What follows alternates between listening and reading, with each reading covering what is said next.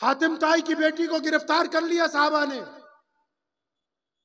इमाम बुखारी लिखते हैं नबी अलैहिस्सलाम ने खुद फरमाया कि हातिम से अल्लाह राजी था। नबी अलैहिस्सलाम के आने से चंद साल पहले उसका इंतकाल हुआ और इतना अच्छा बादशाह था, सारा दिन लोगों को खिलाता था। आज भी अगर कोई चौधरी ज्यादा पैसे बांटने लगे, हम लोग कह देते हैं कि ये तो हातिम ताई बन गया है। बताओ तो सही मुसलमानों, तुम्हारी मस्जिद में असहाबे सुफ़ा का वो चबूतरा कहाँ है? कहाँ है तुम्हारी मस्जिद में असहाबे सुफ़ा का वो चबूतरा, जो दुनिया की पहली एनजीओ है, जो मस्जिद की तामीर से पहले बना दिया गया, जिसका सिर्फ काम यह है उस चबूतरे का।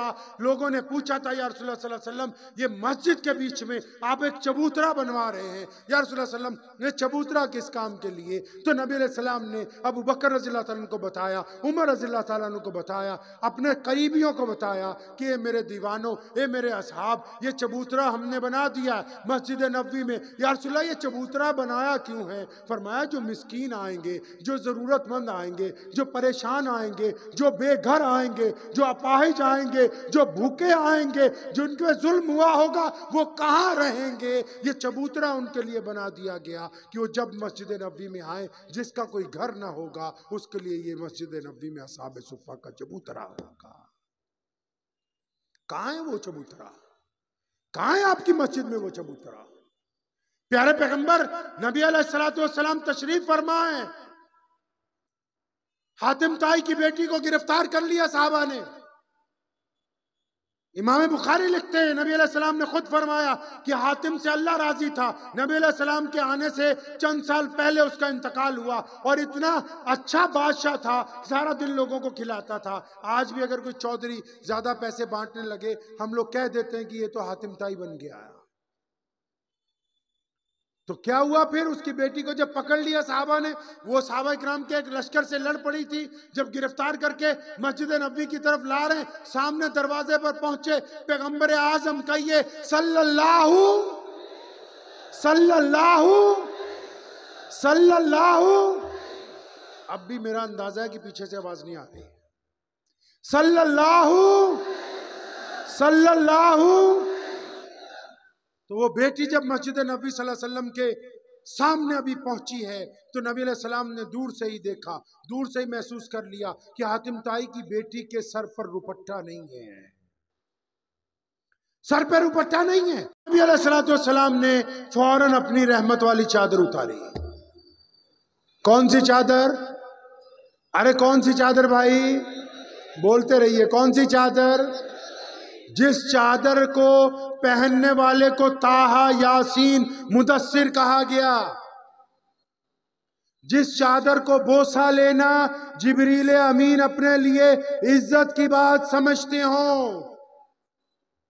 कौन? मोहम्मद रसूलुल्लाह सल्लल्लाहु अलैहि वसल्लम। जब मेराज की रात पे गए तो एक मुकाम आया, जिब्रील जो फरिश्तों के सरदार हैं, जिब्रील जो मलाइका में सबसे आला दर्जा रखते हैं, जिब्रील जिनको बदर में अल्लाह ने अपने नबी अलैहिस्सलातु वस्सलाम की हिमायत में जनरल बना के भेज दिया, वो भी एक जगह रुक गए। फरिश्तों ने ही पूछा अपने चौधरी से, अपने सरदार से कि मालिको आगे नहीं जाना? फरमाया नहीं, हमारी हद तो यहीं तक है, अगर कोई लामत कहां तक जा सकता है तो वो मोहम्मद रसूलुल्लाह है। अब उस नबी अलैहिस्सलाम ने अपनी चादर उतारी।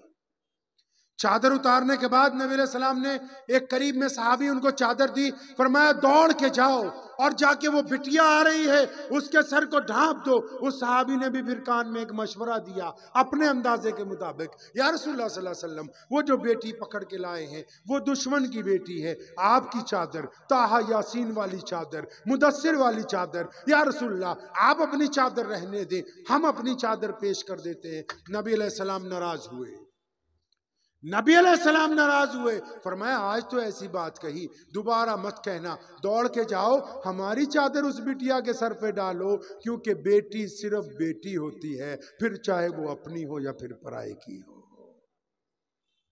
फिर चाहे मुसलमान की हो या गैर मुस्लिम की हो, बेटी बेटी है। बेटियां जब आती हैं नबी अलैहिस्सलाम के पास, जब वो बेटी आई, जब उसके सर पे वो चादर रखी, क्योंकि शहजादी थी, बादशाह की बेटी थी, सारे रास्ते सोचती हुई आ रही है कि मैं नबी अलैहिस्सलाम को जाके नाउज़ुबिल्लाह कोई ऐसा सवाल कर दूंगी कि पता नहीं जवाब मिलेगा कि नहीं। लेकिन जब वो चादर डाल दी ना उनके सर के ऊपर, फरमाती मेरे तो आंसू जारी हो गए। नबी अलैहिस्सलाम के पास आई और आके कहने लगी, या रसूलल्लाह सल्लल्लाहु अलैहि वसल्लम, मेरा दिल अब ये कहता है आपके इस अमल को देख के, आपके चेहरे मुनव्वर को देख के, कि आप अल्लाह के सच्चे रसूल हैं और आप मुझे कलमा पढ़ा के अपने गुलामों के सफ में शामिल कर लीजिए। और फिर वो जब जाने लगी, सुनो, आजकल तो कईयों को डर लगता है कि बीवी के डर से बहन को कुछ दें या ना दें। वो जब वापस जाने लगी है तो प्यारे पैगंबर अलैहिस्सलाम ने साजो सामान मंगवाया, सवारियां मंगाई। फरमाया बिटिया क्या ख्वाहिश है? या रसूलुल्लाह सल्लल्लाहु अलैहि वसल्लम, मेरे साथ जितने मेरे सिपाही थे सबको रिहा कीजिए। फरमाया सबको सिर्फ रिहा ही ना करो, उनको नए कपड़े दो, लिबास दो। बैतुल माल को हुक्म जारी हो गया, नई सवारियां, नया साजो सामान, क्योंकि नबी अलैहिस्सलाम ने हमें यह दर्स देना था कि क़यामत तक के लोगों इस बात को समझ लो कि जब बेटी अपनी हो या पराई, जब घर आ जाती है उसको जब रुखसत किया जाता है तो खाली हाथ वापस नहीं भेजा जाता है, खाली नहीं भेजा जाता। प्यारे नबी अलैहिस्सलातु वस्सलाम मस्जिद नबी में तशरीफ फरमाए। आप सल्लल्लाहु अलैहि वसल्लम अचानक मेंबर से उतरे, सामने दरवाजे पर पहुंच गए। एक बूढ़ी औरत है, कोई ज्यादा देखने में बहुत रईस नहीं लगती, सादे से कपड़े पहने, फौरन करीब पहुंचे। अस्सलाम वालेकुम अम्मा जी। उसने कहा वालेकुम सलाम, कैसे हो बेटा? नबी अलैहि सलाम की आंखें अश्कबार हैं। फरमाया अम्मा मैं ठीक हूँ। साहबा हैरान, या रसूलल्लाह ये कौन है? फरमाया पहचान लो इसको, ये मेरी माँ है, ये दाई हलीमा है, इसने मुझे अपना दूध पिलाया है। अपनी रहमत वाली चादर उस मसनद पे बिछाई जिस पर बैठते हैं, ताकि इनको बताना है क़यामत तक कि जब माएँ घर पर आ जाएं तो उनकी इज्जत खड़े होके की जाती है, उनकी तकरीम में सबसे कीमती शय उनके लिए बिछाई जाती है। और फिर पूछा है अपनी उस माँ से जिसने सिर्फ दूध पिलाया है कि फरमाया अम्मा जी मदीने में रहना चाहती हैं तो घर ले देता हूँ, खादमाएँ रख देता हूँ, मैं खुद मौजूद रहूंगा। फरमाया नहीं बेटा, मैं कबीला बनु साद में वापस जाऊंगी।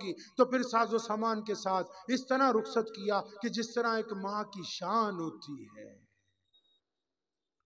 खुद फरमाते हैं नबी अलैहिस्सलातु वस्सलाम, अपनी मां से बड़ा प्यार था ना नबी अलैहिस्सलातु वस्सलाम को, नबी अलैहिस्सलाम को बड़ा प्यार था अपनी अम्मा से। एक दिन नमाज के लिए खड़े हुए, बिलाल ने तकबीर कह दी, पलट गए, अपने सहाबा की तरफ देखा, फरमाया मेरे सहाबा, ये बिलाल ने तकबीर कह दी है, मैं अल्लाह की तरफ चेहरा कर लेता किबले की तरफ, और मेरी माँ अगर जिंदा होती सैयदा आमिना और वो हुजरे में होती और मुझे आवाज देती मोहम्मद, फरमाया तो फिर मैं पहले नमाज छोड़ के ना अपनी माँ के पास जाता। इनको बताना था कि माँ को गाली दे के मस्जिद में जाओगे नमाज पढ़ने के लिए, वो नमाज होने वाली है नहीं।